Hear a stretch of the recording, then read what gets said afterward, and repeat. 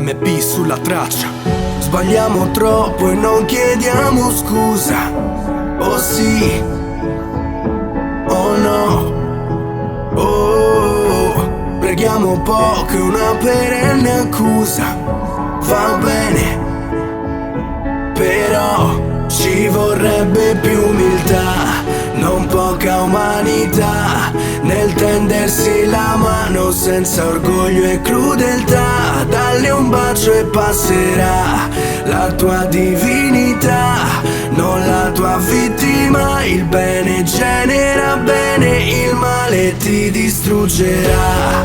Se sei un uomo, dilettiamo, giù le mani, piuttosto ne parliamo.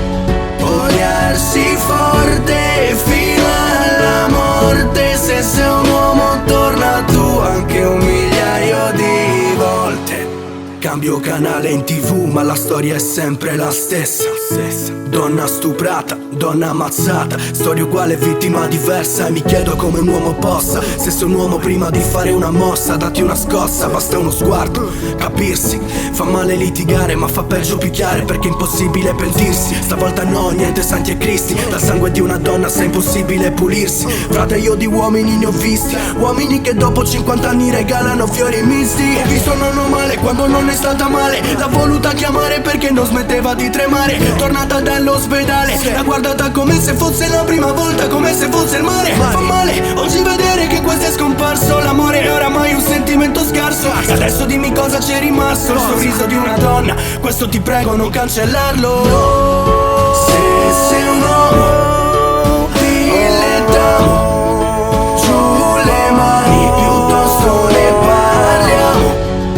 Odiarsi forte fino alla morte. Se sei un uomo torna tu anche un migliaio di volte. Non poca umanità, nel tendersi la mano senza orgoglio e crudeltà. Dalle un bacio e passerà la tua divinità, non la tua vittima. Il bene genera bene, il male ti distruggerà.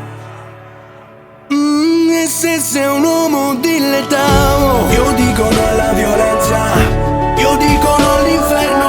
Prego per un mondo buono, mica per il paradiso, tanto nulla è eterno.